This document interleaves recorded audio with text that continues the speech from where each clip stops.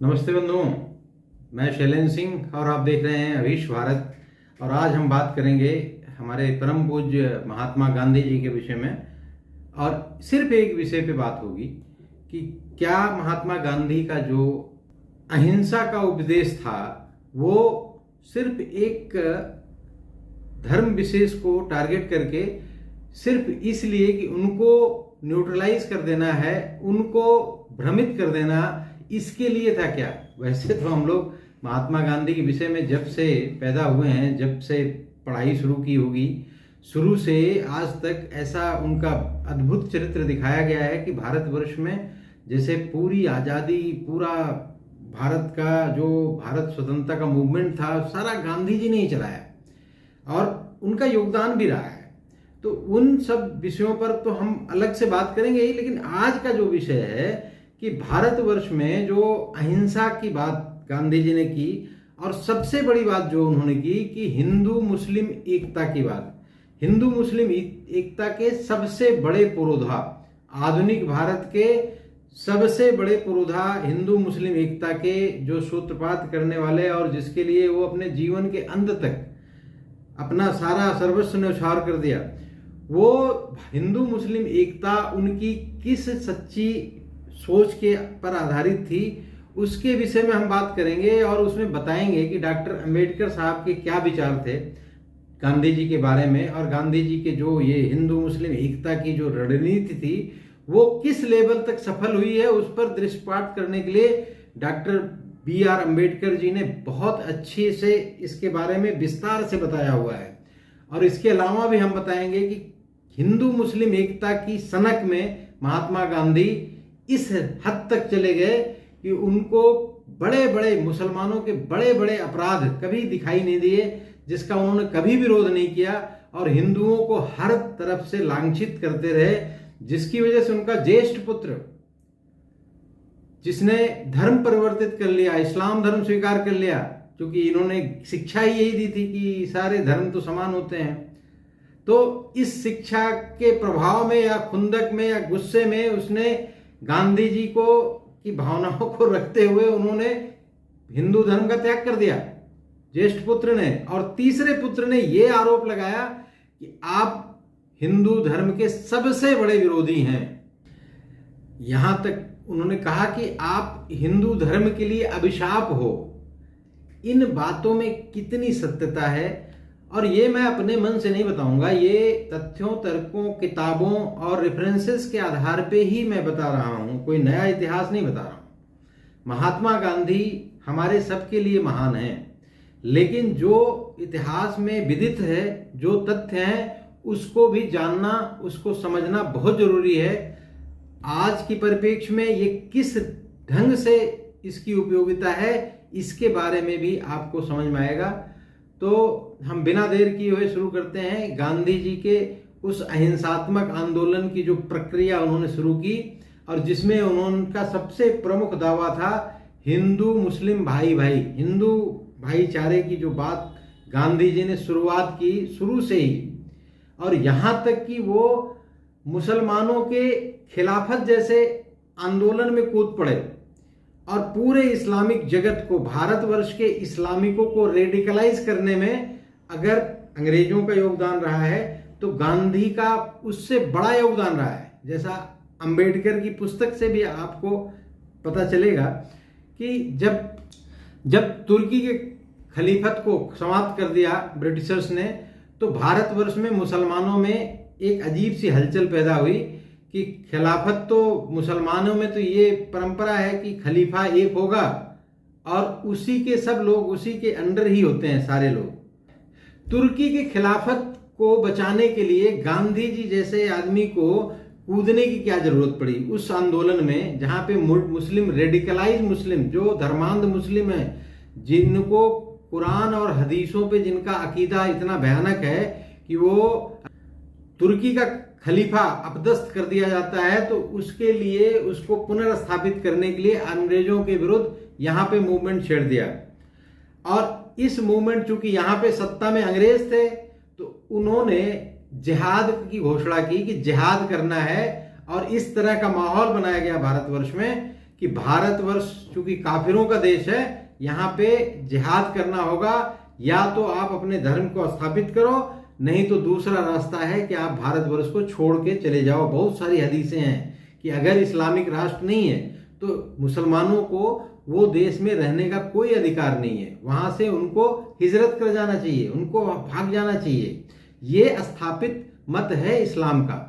तो इस तरह की विचारधारा भारतवर्ष में पनपने लगी और बहुत तेजी से मुसलमानों में फैलने लगी, और उसमें सबसे ज्यादा योगदान करने वाले हमारे परम पूज्य महात्मा गांधी जी असहयोग आंदोलन के साथ खड़े हो गए, जिसका क्या परिणाम हुआ इसके विषय में हमें समझने के बाद ही हमें पता चलेगा कि गांधी जी किस तरह के अहिंसक और किस तरह के हिंदू मुस्लिम एकता के पक्षधर थे। बेसिकली कुछ इतिहासकारों का तो यहाँ तक मानना है कि गांधी जी का अहिंसक आंदोलन, ये अहिंसा जो है वो एक पक्षीय थी, वो भ्रामक थी, वो सिर्फ मुसलमान को प्रोटेक्ट करने के लिए, मुसलमानों को रेडिकलाइज करने के लिए, यहाँ तक कि हिंदुओं को न्यूट्रलाइज करने के लिए, हिंदुओं को ये समझाने के लिए कि आप शांति से रहो, हिंदू मुस्लिम भाईचारे की बात करो। और आपको मैं ये भी बताऊंगा कि गांधी जी ने हिंदुओं को ये प्रेरित किया कि आप अल्लाह अकबर का जय घोष कीजिए, ये बहुत जरूरी है हिंदू मुस्लिम एकता के लिए। आप अल्लाह अकबर की घोषणा कीजिए कि अल्लाह ही सबसे बड़ा महान है, बाकी सब बेकार हैं, सारे देवी देवता बेकार हैं। ये गांधी जी के अपने विचार थे। इस पर जो हमारे डॉक्टर भीमराव अंबेडकर का मत है वो भी हम बताएंगे। इस पर हम ये भी बताएंगे कि सरदार वल्लभ भाई पटेल जो गांधी जी के परम शिष्य थे, वो क्यों गांधी को धिक्कार कर चले गए, और ये भी बताऊंगा कि उनका बेटा जो कहता है कि आप हिंदू धर्म के लिए अभिशाप हो, ऐसा क्यों कहा, और ये तथ्यों तर्कों के हिसाब से मैं आपको प्रूव करने वाला हूं। तो सबसे पहले अंबेडकर जी ने गांधी जी के बारे में क्या विचार रखे, वो पुस्तक मेरे हाथ में है, पाकिस्तान अथवा भारत का विभाजन। ये पुस्तक है जो डॉक्टर भीमराव अंबेडकर जी ने लिखी है, और इसके पेज नंबर 161 में अपनी पुस्तक में लिखते हैं कि दुर्भाग्यवश गांधी जी की यह आशा कि किसी भी सरकार को भले ही वह कितनी बड़ी ताकतवर क्यों न हो, समूचे राष्ट्र में रक्तहीन विरोध के सामने झुकना ही पड़ेगा, सच सिद्ध नहीं हुई। वो आगे लिखते हैं कि जैसे ही खिलाफत आंदोलन शुरू हुआ, वैसे ही मुसलमानों ने अपना रूप दिखाना शुरू कर दिया। मुसलमानों ने गांधी की सलाह अनसुनी करके अहिंसा के सिद्धांत की पूजा करने से इनकार कर दिया। वे स्वराज की प्रतीक्षा करने को तैयार नहीं थे। वे तुर्की की सहायता और खिलाफत को बचाने के लिए सबसे त्वरित तरीका अपनाना चाहते थे, और अपनी अधीरता में आकर मुसलमानों ने बिल्कुल वही किया जिसकी हिंदुओं को आशंका थी, अर्थात अफगानों को भारत पर हमला करने के लिए आमंत्रित कर देना। यह जानना संभव नहीं कि खिलाफतवादी किस हद तक अफगानिस्तान के अमीरों से अपने सलाह मशवरे में आगे बढ़े, परंतु इस बारे में संदेह नहीं कि यह घातक परियोजना पर चल रहे थे। यह कहने की कोई जरूरत नहीं कि भारत पर हमला करने की यह योजना नितांत खतरनाक परियोजना थी, और हर बुद्धिमान हिंदुस्तानी अपने आप को पागलपन भरी इस परियोजना से दूर ही रखेगा। इस परियोजना में गांधी की कितनी भूमिका रही यह पता लगाना संभव नहीं है, परंतु उन्होंने निश्चित ही अपने को इससे अलग नहीं रखा। इसके विपरीत स्वराज पाने के भ्रांतिपूर्ण उत्साह और हिंदू मुस्लिम एकता की सनक के कारण, क्योंकि उनकी वही एकमात्र तरीका लगता था, इस परियोजना को समर्थन करने को तैयार हो गए। गांधी ने न केवल अमीरों को यह सलाह दी, यंग इंडिया जो गांधी जी की पत्रिका है उसमें 4 मई 1921 को छपी है, उसका उदाहरण देते हुए इस पुस्तक में लिखा हुआ है। ये गांधी जी लिखते हैं, अफगानिस्तान का अमीर ब्रिटिश सरकार के विरुद्ध युद्ध करता है तो एक तरह से मैं उसकी निश्चित रूप से सहायता करूंगा। दूसरे शब्दों में मैं अपने देशवासियों को खुल्लम खुल्ला यह बताऊंगा कि जो सरकार राष्ट्र का विश्वास खो चुकी है उसे सत्ता में रहने का कोई अधिकार नहीं। ऐसी सरकार को सहायता देना एक अपराध होगा, क्योंकि कोई भी समझदार व्यक्ति हिंदू मुस्लिम एकता की खातिर इतनी दूर तक जा सकता है, क्वेश्चन मार्क है। परंतु गांधी हिंदू मुस्लिम एकता पर इतने आसक्त थे कि उन्होंने यह समझने की तकलीफ नहीं की कि पागलपन भरे इस कामों से वह असल में क्या करने जा रहे हैं। सच्चे ढंग से हिंदू मुस्लिम एकता की नींव डालने के लिए गांधी जी इतने उत्साहित थे कि राष्ट्रीय संकट के बारे में अपने अनुयायियों को सलाह देना नहीं भूले। इसके बाद अंबेडकर जी उस रेफरेंस की बात कर रहे हैं जो गांधी जी ने 1921 में यंग इंडिया में प्रकाशित किया। यही शौकत अली और यही दो भाई मोहम्मद अली और शौकत अली, जिन्होंने बाद में गांधी जी को कहा खुल के कि तुमसे अच्छा एक गिरा से गिरा मुसलमान व्यक्ति भी गांधी से बेहतर इंसान है, क्योंकि वो दीनदार है। मुसलमान कितना भी गंदा हो जाए वो गांधी से बेहतर होगा। ये ऑफिशियल स्टेटमेंट है शौकत अली और मोहम्मद अली का। उनके विषय में, वो खिलाफत आंदोलन के अग्रणी नेताओं में थे, जिनके कहने पे गांधी जी खिलाफत मूवमेंट का सपोर्ट किए, जिसकी वजह से लाखों हिंदुओं का नरसंहार हुआ। उसके विषय में डॉक्टर अंबेडकर अपनी पुस्तक में उस उद्धरण को देते हुए बता रहे हैं कि गांधी जी ने यंग इंडिया में क्या लिखा। गांधी जी ने 8 दिसंबर 1920 के यंग इंडिया में अपने एक लेख में कहा, गांधी जी लिखते हैं, मैं अपने श्रोताओं से कहा कि गांधी जी की जय और मोहम्मद अली शौकत अली की जय की जगह हमें हिंदू मुस्लिम जय बोलनी चाहिए। मेरे बाद वक्ता भाई शौकत अली ने इसके बारे में पक्का नियम बना दिया। उन्होंने कहा कि मुसलमान एकता के बावजूद हिंदू वंदे मातरम बोलते हैं तो मुसलमान अल्लाह अकबर बोलते हैं।